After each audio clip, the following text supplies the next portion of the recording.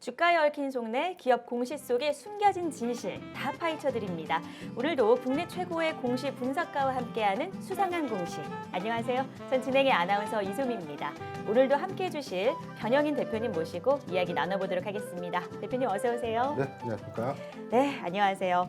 네, 오늘 아무래도 계속해서 좀 최근 시장이 네. 계속 조정을 받고 있는데요. 그렇습니다. 네, 이렇게 조정받는 장세 속에서도 분명하게 살 길은 있다. 네, 저희 수상한 공시 통해서 또 성공 전략을 세워드릴 텐데 먼저 좀 오후장 정리를 해보도록 하겠습니다. 오늘 코스피가 장중에 2,920선을 터치를 했었고요. 네, 그렇죠. 네, 사실 그 연초 이후에 처음인데 아무래도 저희가 계속해서 언급해 드렸던 것처럼 미국 국채 금리 급등 여파와 그리고 또 국내 증시에서는 이 감사 보고서 제출 기한까지 좀 겹쳐지면서 네, 맞습니다. 아무래도 이런 조정 장세가 좀 계속 이어지는 것 같거든요. 네. 네. 일단 제가 오늘 우리 오픈방에 네. 제가 오늘 오전에 시황을 이제 간단하게 좀 해석을 좀 해드렸는데, 네.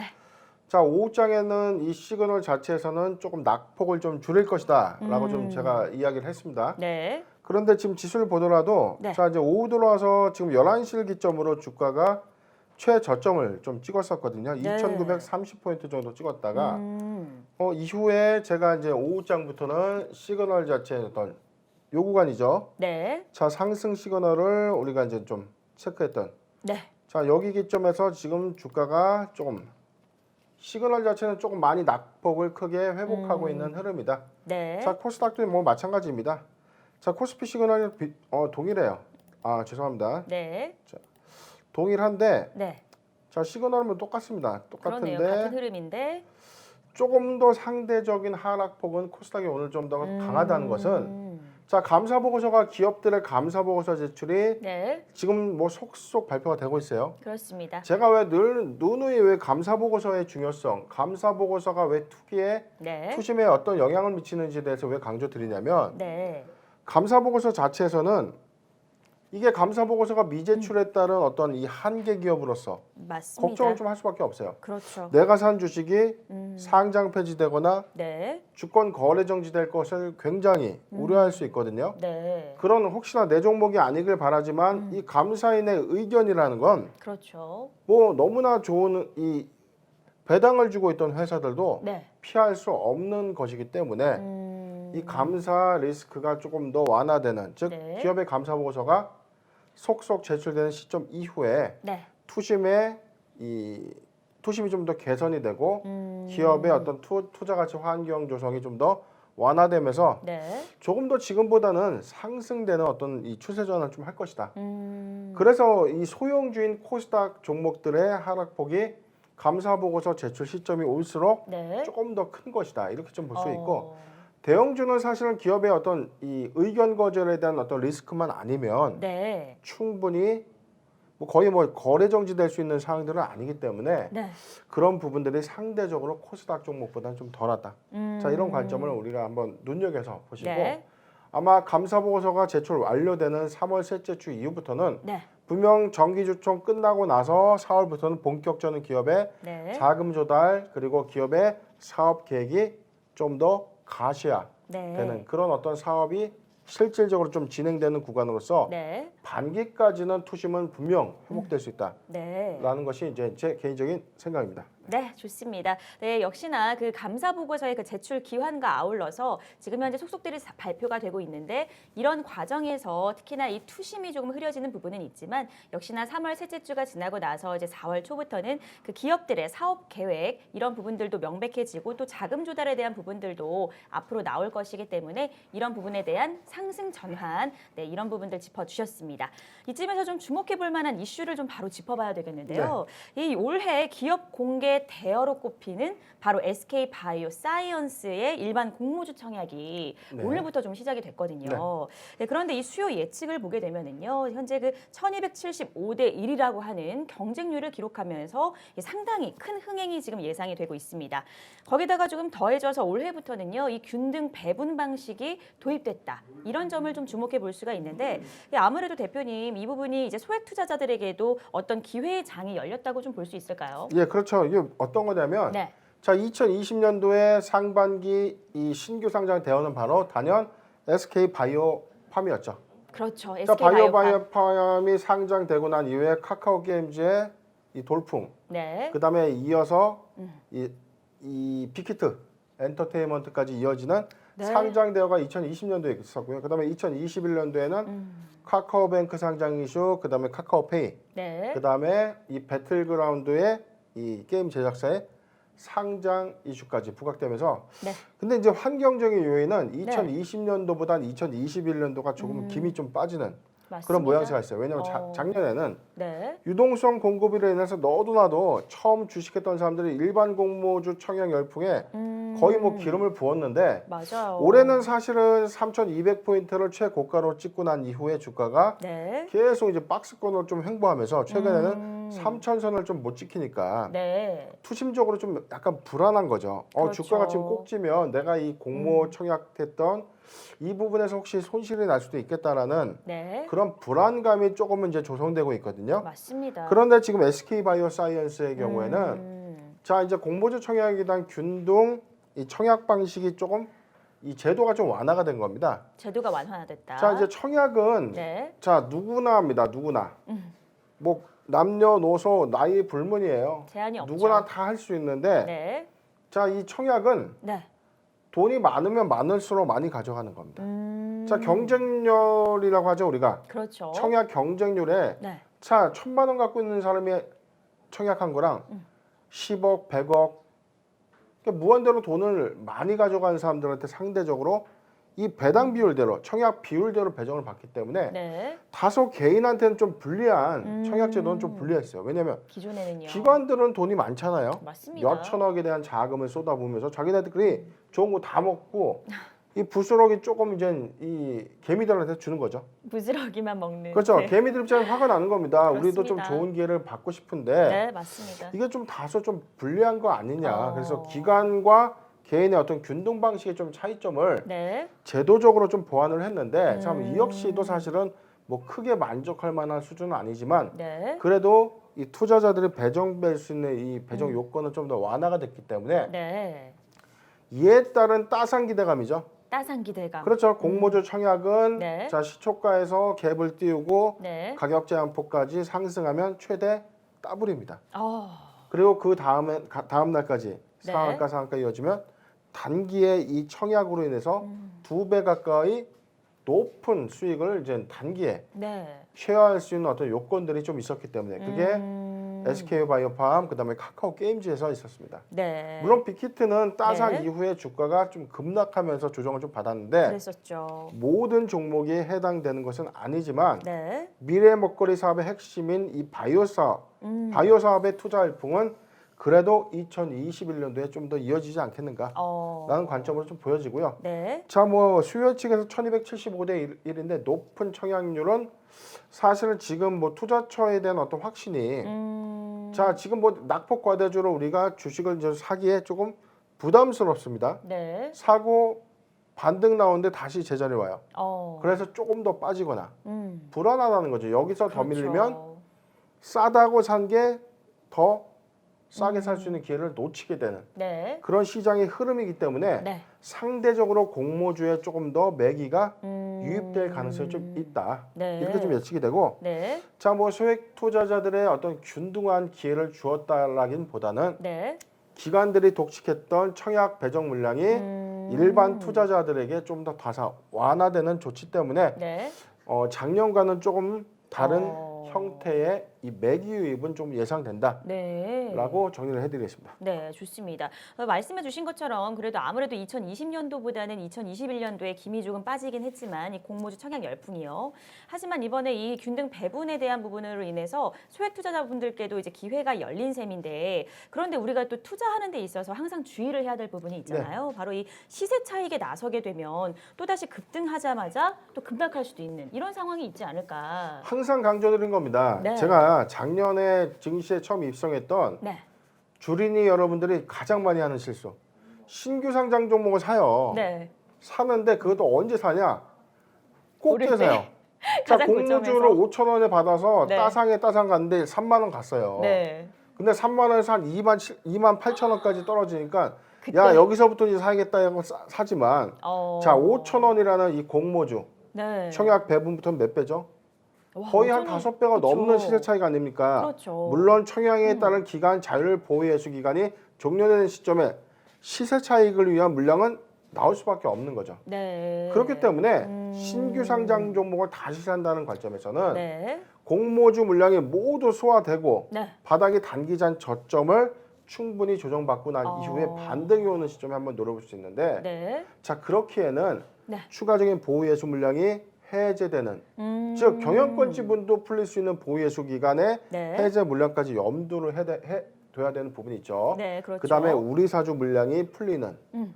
자 여러 가지 차익 실현 매도 물량이 이후에도 예측되기 때문에 네. 신규 상장 종목에 너무 고가에 투자를 하는 것은 소위 네. 상투를 잡는 것과 같다. 어. 라고 좀 정리를 좀 해드리는데 네. 자 좋은 종목이면 맞지만 네. 상장 차익이 희석돼서 충분히 조정을 주는 구간 네. 이후에 노려봐도 나쁘지 않다는 겁니다. 네, 충분히 그래서, 네, 저점을 다졌을 때 들어가는 게 좋겠다. 그럼요. 네. 지금 뭐 꼭대기에 사가지고 몇 맞습니다. 년간 마음고생할 필요는 없다는 겁니다. 네. 상투 안 잡히기 위해서라도 주의를 해야겠습니다. 그렇죠. 네. 공모주에서 싸게 못 잡을 바에는 네. 충분히 이 공모 청약 물량이 충분히 풀리고 네. 그다음에 우리 사주의 차익 물량이 충분히 풀리고 네. 그다음에 시간적인 조정을 거쳐서 네. 기업의 본질 가치가 정상적인 주가를 회복해가는 시점에 주식을 사는 것이 좀 현명하다라고 네. 정리를 해드리겠습니다. 네, 알겠습니다. 네, 지금 현재 그 대어로 꼽히는 SK 바이오사이언스 이것과 관련해서는 역시 신규 상장주에 대한 투자에 대한 유의점까지도 전해주셨습니다. 저희는 잠시 후에 돌아와서요. 오늘 본격적으로 수상한 공시 내용들 짚어보도록 하겠습니다. 잠시 후에 뵙겠습니다.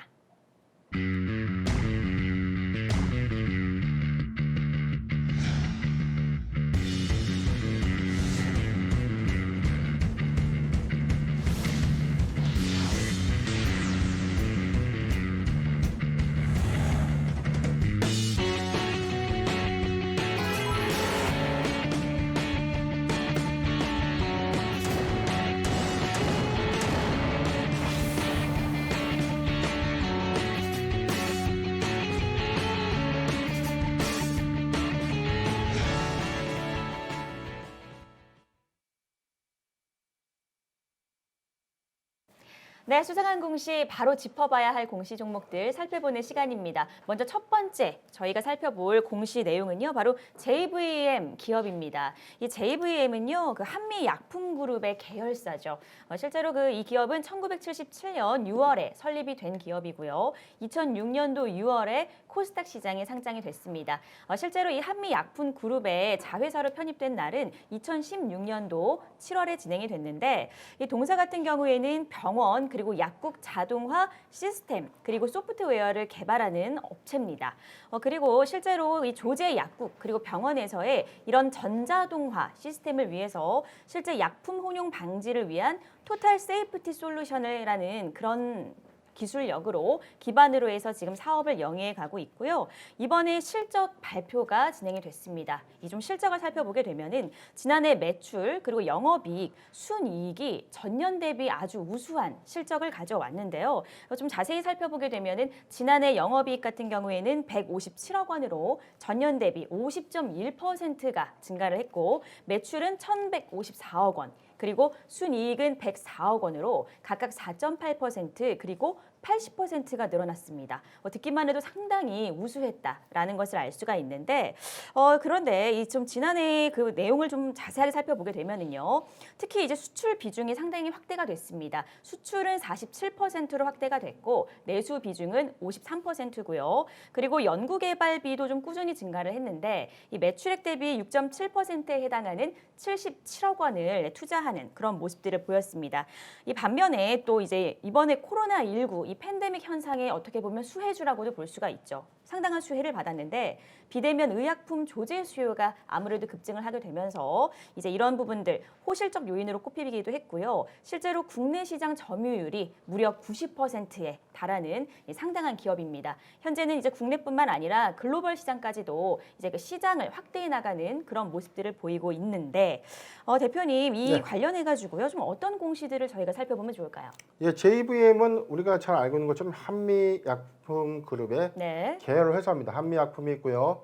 한미사이언스 그다음에 JVM으로 이어지는 회사인데 자, 이 회사는 좀 기존의 어떤 이 제약그룹사들이 갖고 있는 이 회사들의 어떤 모멘텀을 보면 다 네. 신약의 파이프라인이 좀 다소 다르게 좀 연결이 좀 되고 있는 어. 그런 형국인데, 네. 자, 한미약품은 제가 가장 원하는 이 기업의 비즈니스, 제약회사들이 네. 가져야 되는 가장 어떤 뭐 이상적인 어떤 이 계열 관계를 좀 유지하고 있다. 그래요. 자, 이 파이프라인을 통해서 신약을 개발하는 회사, 네. 그 다음에 파이프라인을 연구하는 회사, 그 다음에 이 두 가지는 어떤 솔루션을 이 빅데이터에서 관리하는 의학 뭐 빅데이터 사업 네. 또는 이 의료 솔루션이죠. 네. 그렇죠. 뭐 지금은 솔루션. 이 약조제 자동화 시스템이라는 네. 이 제약회사가 만든 약을 또 잘 패킹해주고 약을 분배시켜주고 조제에 네. 좀 더 이 자동화를 통해서 네. 많은 환자들이 많이 오는 뭐 대학병원이라든가 그런 어떤 의료의 어떤 좀 사람이 개별적으로 하다 보면 뭐 약을 혼용해서 좀 놓는 사고들도 좀 흔히 있거든요. 네. 자, 그런 부분들을 네. 약을 이 기계의 어떤 시스템에 의해서 조제까지 좀 이루어지는 자동화로. 그렇죠. 그런 네. 시스템을 만드는 회사가 JVM인데 네. 자, 한미약품은 이런 어떤 이 기업들을 각각 고유의 영역에 맞는 네. 그런 사업군들을 좀 잘 유지하고 있습니다. 근데 이 회사가 어제였죠. 네. 자, 주권 매매 거래 정지가 있었는데 다름 아닌 무상증자였습니다. 무상증자요. 예, 잠깐 공시를 좀 볼게요. 네. 제가 무상증자 항상 설명드리는데 네. 자, 무상증자는 없는 주식을 주는 겁니다. 근데 말이 안 되죠.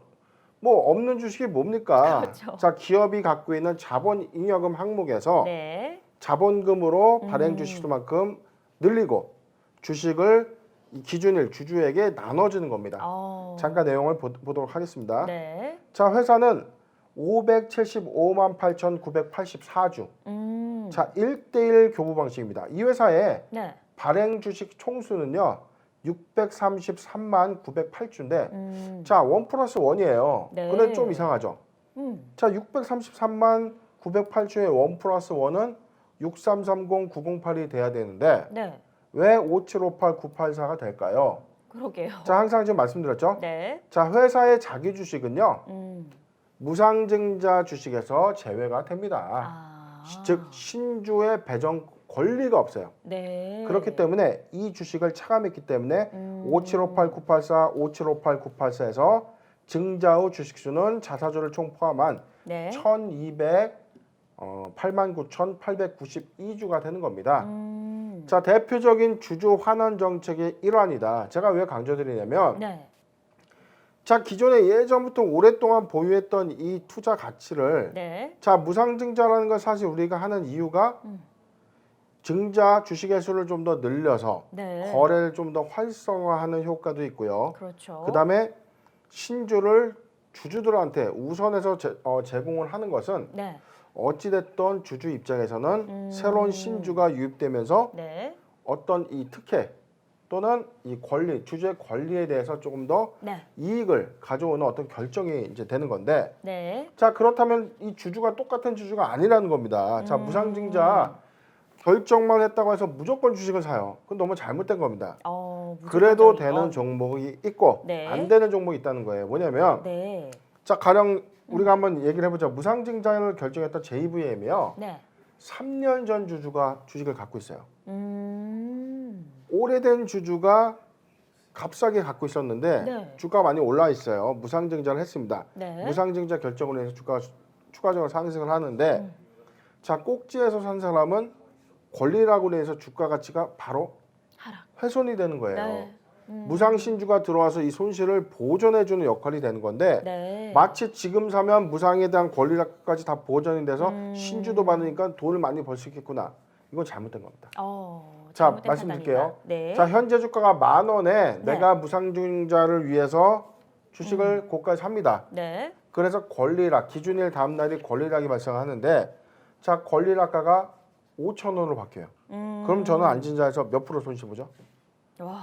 반토막 손실하는 거죠. 맞아요. 마이너스 반토막이죠. 50%. 근데 네. 그 주가가 계속 이어지다가 신주 물량이 배정이 되면 어떻게 되죠? 거기서 또 다시. 5,000원이 됐다면 네. 새로운 주식이 들어옴으로써 그 5,000원에 대한 손실이 메꿔지는 거기 때문에 손실률은 제로가 되는 거죠. 네. 즉 크게 시세 차익 보는 건 없어요. 근데 밑에서 잡았던 오래된 주주들은 이 주식에 대한 주가 차익이 있고 무상신주가 들어오면서 보너스가 또 들어오는 그런 효과적인 차이기 때문에 네. 자, 무상증자는 기존 주주들한테 유리한 것이지 최근에 입성한 주주들한테는 조금 더 우리가 좀 심사숙고해서 투자할 필요가 있다. 네. 자, 권리락을 좀 더 권리락 이후에 주가가 충분히 회복을 해준다면 즉 자, 10,000원짜리가 권리락 5,000원 받았습니다. 그런데 권리락가 이후에 주가가 7,000원, 8,000원 유지가 됐는데 네. 무상신주가 다시 5,000원에 다시 들어와 주면 네. 3,000원의 갭인 투자 이익이 발생되죠. 네. 그렇죠. 전체적인 부분에선 이익이 발생하는 거지만 네. 자, 무상증자 권리락가 이후에 주가 부분에 대한 어떤 이 상승폭이 좀 적고 네. 오히려 약간 하락한다면 음. 무상신주가 들어오더라도 손실을 볼 수 있다. 자, 이런 점들 때문에 무상증자를 네. 우리가 이제 매수할 때는 반드시 권리락이라는 어떤 기준일에 대한 어떤 이 혜택, 네. 내가 득이 될 것인가 말 것인가 이 부분을 우리가 한 번 더 판단하고 투자를 해야지 네. 많은 비중을 고가의 기준일 주식을 받겠다고 투자하는 것은 조금 위험하다. 네. 그래서 시초가 이전에 잡아서 주가가 무상증자 결정이라는 이 단기 모멘텀으로 상승했을 때 네. 자, 권리락가 이전에 매도하는 것으로 제가 항상 말씀드리는 거지. 네. 자, 기준일 주식을 받기 위해서 좀 더 간다는 거는 내가 손실을 초래할 수 있다는 걸 인지하고 가셔야 된다. 네. 자, 그런 리스크를 반드시 꼭 네. 체크하십시오. 네, 굉장히 중요한 내용을 전달해 주셨습니다. 이번에 그 JVM 무상증자 공시 소식에 상당히 급등을 했는데요. 이 가운데서 결국에는 이 무상증자가 과연 득이냐 실이냐 이런 부분들을 잘 따져보셔야 되고 결국에는 기존 저점 매수를 했던 주주들에게 유리한 조건이라는 것을 잘 이해를 하시면서 권리락 이후에 권리락가 이전에 좀 기존 보유자분들께서는 좀 고점에 오셨다 하는 분들은 매도하시는 전략 추천해 주셨고 그 이후에 매수를 하시더라도 권리락 이후에 어느 정도 조정을 받고 자리가 잘 다져진 다음에 들어오시는 것을 추천해 주셨습니다. 다음은 두 번째 수상한 공시 종목 살펴볼 텐데요. 두 번째는 많은 투자자분들께서 잘 알고 계시는 종목입니다. 바로 예스24라는 종목인데요. 이 예스24 많이 온라인 서점으로 당연히 많이 알고 계실 겁니다. 이 기업 같은 경우에는 1998년도에 국내 최초로 이 온라인 서비스를 개시를 했고요. 2008년도 5월에 코스닥 시장에 상장된 기업입니다. 온라인 서점뿐만 아니라 이 공연, 영화 등의 티켓 판매, 그리고 음반과 DVD와 같은 이 멀티미디어 상품군과 또 엔터 사업 부문 그리고 디지털 사업 부문까지 이렇게 다양한 사업으로 영위를 하고 있는 기업이고요. 또 최근에는 전자책 시장으로까지 현재 영역을 확대해가고 있는 가운데 있습니다. 다음은 좀 실적을 좀 살펴보도록 하겠습니다. 이 S24 실적을 보게 되면은 영업이익과 매출액은 전년 대비 다 증가폭을 냈습니다. 영업이익 같은 경우에는 87억 원으로 전년 대비 39.5%가 증가를 했고요. 매출액은 6,156억 원으로 전년 대비 15.5%가 증가했습니다. 하지만 반면에 이 당기 순이익 같은 경우에는 오히려 적자를 좀 계속해서 지속해가는 그런 실적이 나왔는데요. 아무래도 이 코로나19 관련해서 결국에는 공연 관련 투자 손실에 대한 이런 부분이 반영된 모습인데 공연 사업 부문 대손 증가로 손실이 증가했습니다. 그래서 마이너스 4억 이런 손실을 냈는데 대표님 좀 이런 부분들 어떻게 좀 보면 될까요? 이 실적에 대한 부분에 대해서요. 예, 예스24는 네. 자, 앵커님 제가 한번 질문 드릴게요. 네. 자, 이 회사는 네.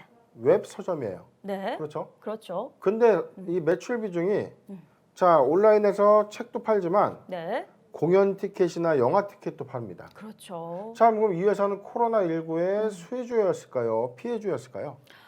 와, 저는 둘 다일 것 같은데요. 네. 네. 정확한 거예요. 그렇죠. 피해도 볼 수 있고 수익을 볼 수도 있고 수익을 예, 받을 지금 수도 아까 앞서서 좀 말씀을 드렸는데 네. 자, 실적에서 이 부분이 명확해지는 겁니다. 있고. 자, 회사의 매출은 맞습니다. 전년 대비 15%가 좀 증가했었고 그랬죠. 영업이익도 39%가 늘었어요. 네. 그렇다면 우리가 성적표로만 본다면 코로나19의 수혜주였죠. 왜냐면 그렇죠. 우리가 언택트라는 건 사실은 직접 가서 사는 것보다는 네. 온라인을 통해서 우리가 주문을 하게 되고 네. 온라인을 통해서 우리가 문화 콘텐츠들을 많이 보게 되면서 사실 오프라인 이 공연이나 오프라인에서 우리가 영화관을 간다든가 뭐 공연장을 갈 수가 없었지 않습니까? 그렇습니다. 자, 이런 피해주에 관련된 부분은 네. 이 공연, 그다음에 영화 티켓 부분에 대해서는 매출이 크게 급감했겠죠. 그랬죠. 그런데 오히려 이 서점의 온라인 판매율은 네. 조금 더 증가됐기 때문에 아이러니하게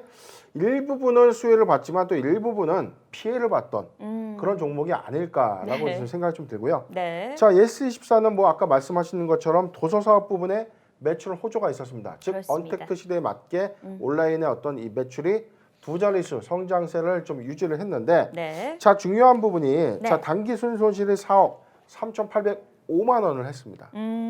자, 이익도 냈는데 왜 손실 봤니? 좀 답답하죠. 그렇죠. 자, 공연 영화 관련된 티켓 사업이 거의 뭐 매출이 일어날 수가 없죠. 없었습니다. 일단 뭐 코로나 사적 때문에. 모임이 금지됐고 그다음에 그렇죠. 영화관에 코로나19로 인해서 이 영화관이 문을 못 열었습니다. 네. 그리고 공연도 할 수가 없었죠. 그렇죠.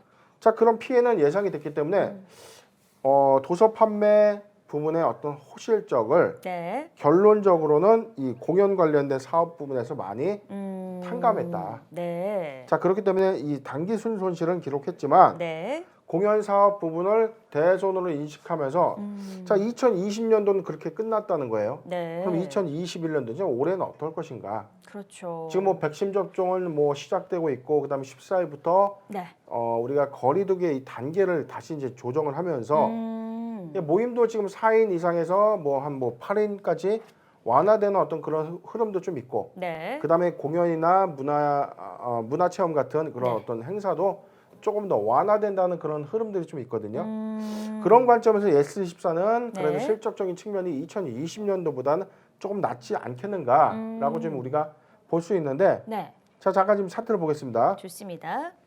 자, 이 회사는 네. 주식 차트로만 보면요.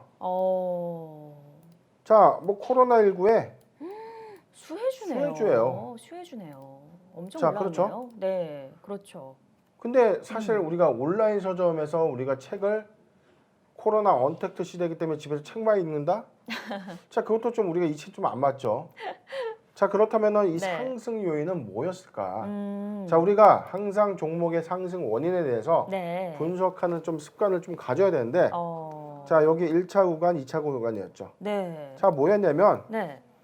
자, 예스24는 카카오뱅크의 지분 1.4%, 한 568만 주를 보유하고 있습니다. 즉 뭐냐면 작년에 카카오 게임즈가 상장하고 난 이후에 모멘텀 이후에 카카오뱅크 상장 기대감이 하반기에 네. 부각이 됐다는 겁니다. 어. 작년 하반기에요. 네.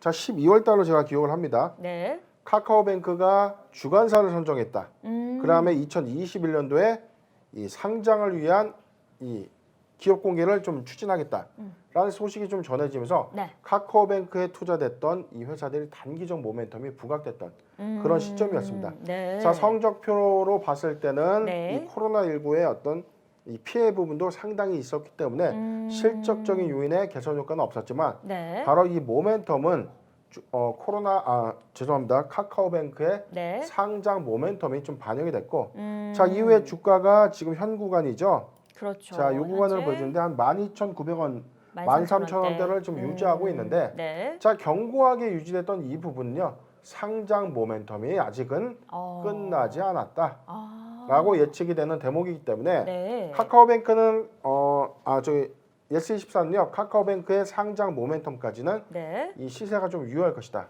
이렇게 보는데 네. 2021년도에 실적 전망치가 작년보다 좀 더 좋게 나온다면 네. 카카오뱅크는 단기적으로 어떤 이 추가적인 상승 여력은 좀 내재하고 있다라고 좀 예스24는요. 예측이 좀 되고 있고요. 네. 자, 타점을 좀 잡아드리겠습니다. 좋습니다. 자, 지금 뭐 구간적으로 좀 보면 네. 자, 11,300원 구간이 저는 1차 매수 유효가라고 좀 보여지거든요. 네. 11,300원에서 네. 자, 13,000원 구간까지는 1차 매수 유효가로 좀 보여지는데 네. 자, 지금 지수 조정이 음. 우리나라에서 조금 더 개별 종목에서의 낙폭이 좀 큽니다. 자, 저점을 깬다는 것은 추가적인 저점을 다시 수립해야 되는 이유가 있지만 네. 자, 1차 매수의 유효 구간은 11,000원부터 13,000원 구간은 1차적인 매수 유효 구간을 좀 보여지고 네. 만약에 낙폭 과대로 인해서 자, 9,000원대까지 내려와 준다면 적극적 매수 구간. 적극 매수 구간. 자, 모멘텀은요. 하반기 카카오뱅크의 상장 이슈가 본격화된 시점까지를 목표로 하는데 네. 자 저는 이게 좀 더 본격화된다면 전고가인 2750원은 좀 충분히 넘어가지 않을까. 네. 자 전고 목표가까지는 충분히 달성할 수 있는 모멘텀이다. 라는 관점에서 ES24는 네. 1차 매수 유호 구간, 유효 구간. 그다음에 9,000원 적극적 매수 구간 네. 추천드리겠습니다. 네, 좋습니다. 두 번째 수상한 공시 종목 예스24는 관심 종목으로 담아두셨다가요. 우리 변 대표님께서 또 타점을 잡아주셨는데 13,000원 이하, 11,300원대까지는 1차 매수 유효 구간이다 라고 말씀을 해주셨고 만약에 낙폭 과대로 인해서 더 하락을 한다 해서 9,000원대 타점까지 온다면 여기서는 적극 매수 구간으로 지정해 주셨습니다. 그리고 이제 이후에 카카오뱅크 상장 추진 이 모멘텀이 여전히 작용할 것으로 보이기 때문에 고점 27,000원까지는 무난하게 돌파할 것으로 예측해 주셨으니까요. 잘 관심 가져보시면 좋겠습니다. 다음은 마지막 세 번째 종목 함께 알아보도록 하겠습니다. 오늘 세 번째 수상한 공시 종목은요. 바로 글로벌 텍스프리입니다. 텍스프리 딱 들으시면 아마 느낌이 딱 오셨을 텐데요. 바로 외국인 관광객에 대한 이 내국세 환급 대행 사업을 추진하고 있는 기업입니다. 이 기업 같은 경우에는 2005년도 12월 30일에 설립이 된 기업이고요. 다시 한번 좀 설명을 해드리면 사업 부문에 대해서요. 결국에는 이 외국인들이 국내에서 소비하게 되는 그런 부가세를 그 소비자에게 환급해주는 그리고 환급을 해주면서 환급액의 일정 부분 그 커미션을 환급 대행사가 가져가는 이제 그런 사업을 추진하고 있습니다. 실제로 그 공항, 항만 그리고 국내 주요 쇼핑몰에 설치되어 있는 무인 자동 환급기기 다시 말해서 이 키오스크 기기를 통해서 이 창구를 통해서 현재 사업을 영위하고 있고요. 그리고 이제 실적을 좀 살펴보게 되면은 영업 손실액이 114억 그리고 적자를 전환을 했죠. 그리고 매출액도 101억 원. 으로 해서 현재 82.96%가 감소를 했습니다. 당기 순손실액이 52억을 기록을 하면서 적자 전환을 했는데 아무래도 이 부분도 역시 코로나19 팬데믹 바로 이 부분이 좀 작용을 하게 되면서 결국에는 여행객들이 입국이 좀 크게 감소를 했고 이에 따라서 당연히 텍스 리펀에 대한 이런 부분들도 감소하게 되면서 당연히 뭐 적자 실적을 낸 거는 너무 당연한 결과 같아요, 네, 대표님. 그렇죠. 네. 일단 뭐 종목 글로벌 텍스프리인데요. 네. 참 뭐 우리가 흔히 듣지 못했던 종목입니다. 좀 이런 종목도 있었네라고 하실 텐데 맞아요. 자, 이 회사는 바로 유안타증권의 기업, 그러니까 어. 스펙 상장을 했다라고 보시면 됩니다. 이 회사는 아까 우리 앵커님께서 설명해 준 것처럼 자, 이 세금을 네. 여행객들한테 환급 대행을 하는 서비스로 이 매출을 일으키는 회사입니다. 네. 자, 2020년도 이 부분에 대한 이 사업 성장은 계속 꾸준했어요. 그런데 작년에는 사실은 가장 코로나19의 피해 종목은 뭐였죠? 항공주, 여행주, 그렇습니다. 그다음에 면세점, 면세 사업. 그다음에 뭐 여행객들이 전용으로 갈 수 있는 쇼핑몰 또는 이 물건을 파는 그런 행태 모든 사업들이 좋지 못했습니다. 심지어 그렇죠. 업황에서는 뭐 화장품까지 영향을 받죠. 네. 그런데 이 세금을 환급해주고 이를 대행업으로 하는 이 업종의 타격은 불가피할 수밖에 없죠. 같아요. 네, 맞습니다. 자, 우리가 외국인도 한국에 들어오면 자가격리 한 2주 하죠. 그렇죠. 들어가서 또 2주 하실 거예요. 자, 한 달 동안 우리가 격리를 거치기 위해서 여행 오는 사람 거의 없습니다. 네. 거의 비즈니스를 하는 사람의 입장에서도 네. 차 한 번 들어왔다가 나가기가 쉽지 않은 상황인데 자, 이런 부분들 때문에 자, 타격은 불가피했다. 네. 뭐 실적 자체는 잠깐 볼게요. 네. 자, 공시를 먼저 한번 보겠습니다. 네. 자, 공시 내용. 글로벌 텍스프리는요. 네. 잠깐 여기죠. 네. 2월 26일 했습니다. 자, 매출에는 597억 했는데 82%가 감소해서 495억이 증발됐습니다. 네. 101억 매출했습니다. 영업이익은 작년에 69억 초래를 했는데 영업 손실이 114억. 그다음에 당기 순손실도 52억을 기록하면서 네. 적자로 전환을 했습니다. 그렇죠. 자, 역시 코로나 팬데믹으로 인해서 관광객이 입국 제한에 따른 수익이 네. 크게 감소했다라는 이제 원인으로 이제 발표를 했는데 네. 자, 회사는 어찌됐든 쪼그라든 이 실적을 좀 더 만회해야 되고 이 재무적 어떤 유동성을 좀 극복해야 되는 어떤 이 숙제가 좀 있었어요. 네. 자, 회사는 유상증자 결정을 통해서 자, 3월 8일이었습니다. 어제였죠. 네. 자, 제3자 배정 유상증자를 결정했는데요. 자, 35억 원의 3자 배정 유상증자 유상증자를 결정해서 어제 납입이 됐는데 납입 대상자는 바로 최대 주주들이 납입을 한 거죠. 네. 자, 그다음에 회사는 주요 사항 보고서를 통해서 네. 교환사채 발행 결정했습니다. 자, 우리가 전환사채도 들어봤고 신주 인수권부사채도 들어봤는데 교환사채 좀 생소하죠? 네, 생소하네요. 자, 교환사채는 전환사채와 좀 약간 비슷한데 좀 다른 요인이요. 자, 사채의 성격은 똑같습니다. 네. 그런데 이거는 네. 교환을 해주는 거예요. 자, 어떤 거랑 이 회사가 갖고 있는 회사의 자사주와 34억 8천만 원의 이 채권을 네. 교환해 주는 겁니다. 잠깐 내용 볼게요. 네. 자, 발행 금액은 34억 8천만 원입니다. 그리고 교환가액은 3,134원. 네. 자, 교환 행사일은요. 네. 3월 18일부터 2022년도 8월 12일까지. 그러니까 주가가 3,134원 이상에 있으면 회사에 이 교환 청구를 통해서 네. 자기 주식을 받아가는 겁니다. 자, 신주를 받는 게 아니라 이미 발행돼 있는 회사의 주식을 받아간다는 거죠. 그렇네요. 자, 자사주를 장외 처분하게 되면 시장에 어떤 영향을 미칠 수밖에 없잖아요. 그렇죠. 물량을 파는 거니까. 네. 근데 교환사채는 당장에 자금을 조달할 수 있고 이 부분을 순차적으로 매도하는. 네. 그렇기 때문에 회사의 자기 주식을 잘 활용한 예다. 네. 이렇게 우리가 볼 수 있고. 자, 그렇다면 이 실탄을 확보할 수 있는 목적은 단연 운영자금입니다. 운영자금이요. 그렇죠. 코로나19 팬데믹의 지속으로 인해서 네. 지금 회사의 운영 상태는 굉장히 힘든 구간인데 네. 최대 주주가 35억 원을 회사에 투자하고 네. 그다음에 교환사채 34억 8천만 원을 제3자 매각을 통해서 확충된 자금으로 자, 위기를 극복하겠다라는 네. 회사의 어떤 이 목표 의식이 좀 뚜렷해 보이는데 그렇네요. 잠깐 지금 차트를 보더라도 네. 자, 회사의 어떤 실적 전망치는 하회하기 때문에 주가가 좋을 수 없어요. 그렇죠. 그런데 아무래도. 지금 1차적으로 좀 유효해 보이는 3,300원, 네. 그다음에 3,000원에서 3,300원 구간에는 네. 단단하게 고정되는 박스권입니다. 자, 이 구간에서는 이 주식이 더 이상 네. 흐르지 않는다고 하는 이 단단한 이 지지 구간이 바로 3,000원인데 이 구간을 만약에 이탈한다면 네. 2,600원까지 주가가 좀 하락할 수 있으나 자, 지금 여기서 뭐 더 떨어질 수 있는 구간은 아니다.